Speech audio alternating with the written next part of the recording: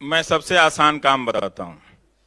जहां जहां स्टेडियम में आपको समोसा और रसगुल्ला देके ताली बजाने के लिए बुलाया जाता है, वहां वहां जाइए और एक प्लेकार्ड लेके जाइए कि प्लीज मीडिया को जरा इससे अलग रखिए। सिंपल, ठीक। और जिन चैनलों को आप देख रहे हैं उनको जरा ध्यान से देखिए, है ना। अब देखिए, उसमें फैसला लेना पड़ेगा आपको कि अगर कोई अखबार नहीं सुधरता है, अगर इस तरह से चल रहा है, उसको बंद कर दीजिए। जब उसमें सूचना नहीं होगी तो फिर अखबार लेके करेंगे क्या। आप सूचना के पैसे दे रहे हैं ना, वो पैसा आप प्रधानमंत्री रिलीफ फंड में दे दीजिए, ठीक। और बजाय उनका फोटो लगा लीजिए अपने घर में। ये कितना सुंदर डील है। तो उस पैसे से जनता की भी मदद होगा और आपको ऐसे टेलीविजन से छुटकारा भी मिलेगा। नहीं, ये देखिए, ये इस मीडिया के खराब होने से बदनामी उन पे भी आ रही है। तो इसलिए प्रधानमंत्री की भी जिम्मेदारी है कि वो उनसे कहें कि भाई अब छोड़ो मुझे, तुम लोग अपना जर्नलिज्म करो, तुम्हारे काम की वजह से मैं भी बदनाम हो रहा हूं। तो उनको ये बात समझना पड़ेगा। लेकिन अब वो खेल इतना आसान रहा नहीं, अब वो नहीं टूटने वाला है। तो बहुत मुश्किल चीजें हैं, इसको आपको समझना पड़ेगा। हालांकि आपके गुजरात में तो फिर भी देखिए, मुझे जो पुरस्कार मिला मैग्सेसे अवार्ड, आपको पता है हिंदी के अखबारों ने छापा नहीं, है ना। ये क्या है, हाँ, टाइम्स ऑफ इंडिया में। और मैं तारीफ करता हूं, सारे गुजराती अखबारों में तो ऐसा था जैसे लग रहा था मैं पैदा बड़ौदा में हुआ हूं, है ना। आप बड़ौदा के हैं और इतना प्रोफाइल मेरा छप रहा था हर दूसरे दिन। मैंने कहा अभी भी छप रहा है ये। मैंने कहा भाई क्या बात है। मैंने गुजरात के लोग तो बड़े शानदार हैं। तो ये भी देखिए कि उनका, देखिए हालांकि उनके नेता कोई और है, लेकिन वो, ये सुंदर बात है ना कि वो, उनमें इतनी हिम्मत है कि एक और आवाज, एक और चेहरे के लिए उनके पास जगह है ना। लेकिन आप हिंदी अखबारों में ही, मेरे ही गांव के, मेरे जिले के अखबारों में जगह नहीं है, मेरे पटना शहर के अखबार में मेरे बारे में कोई सूचना नहीं छपती है। बताइए, ये हालत है। तो ये तो नहीं होना चाहिए ना। हम इस स्थिति पे क्यों, गुजरात से सीखिए। गुजरात के कोई ऐसा अखबार नहीं होगा जिसमें मेरे बारे में, मेरी किताब के बारे में छपा नहीं होगा। खूब छपा है। रवीश कुमार जी, एक फंडामेंटल क्वेश्चन करना चाहता हूं मैं आपसे। आपने निष्पक्ष पत्रकारिता की बात करी, तो इसमें हम जब बात करते हैं, सारा मीडिया हमारा टीआरपी के ऊपर चलता है। अब मीडिया को जो फंडिंग आती है, I don't know, political parties काफी बड़ा रोल प्ले करती हैं, लेकिन जो निष्पक्ष पत्रकारिता है, बिना इस फंडिंग, ये बहुत बड़ा सवाल है ये फंडिंग का। देखिए, ये इस सवाल को पहुंचने के लिए, इस बीमारी को दूर करने के लिए, तो एक से पिछला टायर बदलने से तो नहीं ठीक होगा ना। जैसा सोनिया ने कहा कि जो डीएवीपी कहते हैं, अब उसका डिपार्टमेंट बदल गया है, जो directorate of audio visual publishing जिसको कहते थे। तो उसने क्या किया है, उसने आते ही पहले ये आइडिया उसका था कि ये चूंकि पब्लिक का फंड है तो हम सिर्फ बड़े अखबार को ऐड नहीं देंगे, हम हो सकता है कि बीकानेर के अखबार को दे दें, हम सौराष्ट्र के एक छोटे से अखबार को भी विज्ञापन दे दें, ताकि वो भी चलते रहें। तो एक डाइवर्सिटी बनी रहे, ओपिनियन की, अखबारों की बनी रहे, उस तरह से।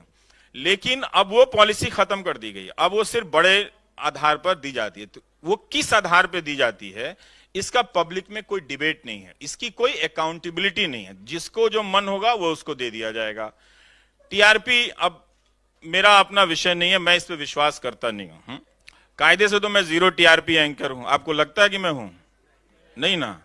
तो वो शो के समय कहां बंद कर दिया जाता है मेरा प्रोग्राम, कहां डिस्कनेक्ट कर दिया जाता है, ये सब बहुत लंबा चौड़ा खेल है इस टीआरपी का। जितना मुझे समझ में आया है कि सिर्फ ये एक आधार रहेगा तो ये बिजनेस ऐसा ही रहेगा, इसमें नहीं सुधार होने वाला। एक चीज जो मैं बोलता हूँ, ये देखते हैं हम लोग, एक कोई बुरी घटना होती है उसे बहुत हाईलाइट मिलते हैं, और इतनी सारी देश में हमारे ऐसी चीजें होती हैं, अभी से नहीं बोल रहा हूँ, 15, 20, 25 सालों से, 30 सालों से हम लोग उसके ऊपर ध्यान नहीं करते, फोकस नहीं करते, क्योंकि जो अच्छा करा मानते हैं वो तो चलो हो गया, बट बुरी घटना हो रही है, टीआरपी का खेल चलता रहता है।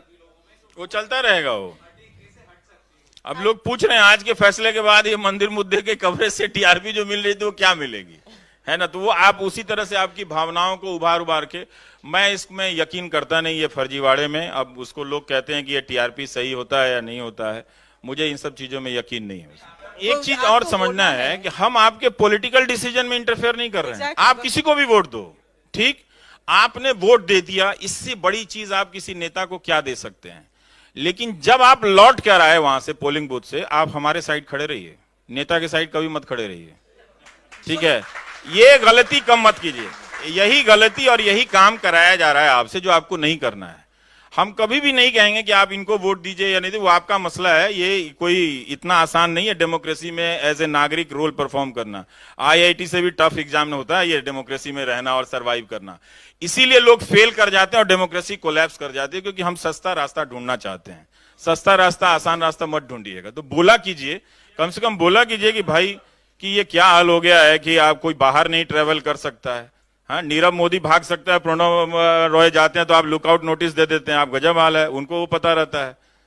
निकल रहे हैं, एम्प्लॉइज वो हो रहे हैं, अभी रेलवेज को भी प्राइवेटाइजेशन में डाल रहे हैं, एयरपोर्ट्स को भी प्राइवेटाइजेशन। ऑयल को भी धर्मेंद्र प्रधान ने कहा है कि इसके बिजनेस में रहना हमारा बिजनेस नहीं है। अब इसका मतलब इफेक्ट क्या, कुछ कॉन्ट्रैक्ट है कि ये 100 ईयर तक रहेगा या फिर कुछ आगे की गवर्नमेंट्स जो आएंगी वो चेंज कर पाएंगी? नहीं नहीं नहीं नहीं, जब एक बार हो जाएगा तो फिर क्या कोई चेंज कर पाएगा? नहीं, ये एक यही बात है कि ये एक पॉलिटिकल सवाल है ना, प्राइवेटाइजेशन होना चाहिए या नहीं होना चाहिए।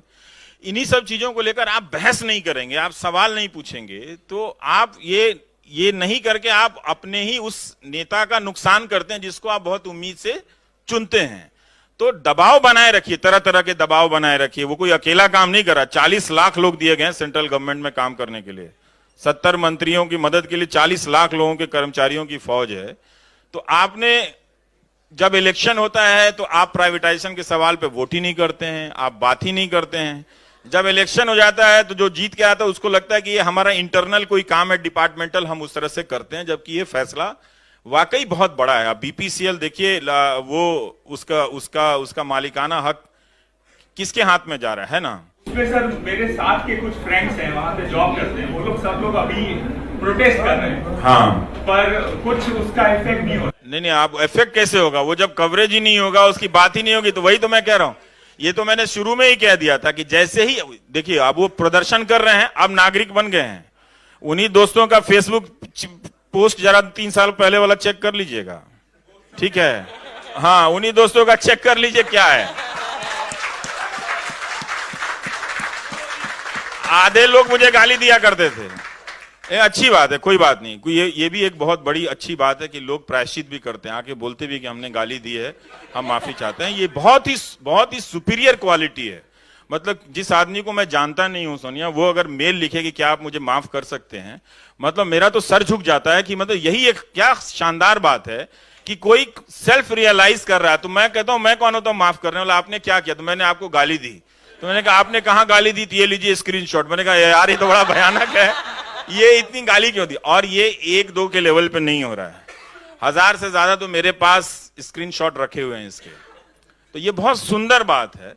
तो लेकिन जब वो आपके दोस्त लोग अब नागरिक बन रहे हैं, प्रदर्शन कर रहे हैं, सरकार को अपनी आवाज सुनाना चाहते हैं, यही बात है। फिर सरकार सही है या गलत है उस पर फैसला लेगी, लेकिन अब वो मीडिया के लिए नहीं है। लेकिन यही वो 2014 के पहले अगर वो प्रदर्शन कर रहे होते तो वहां पे 50 कैमरे लगे।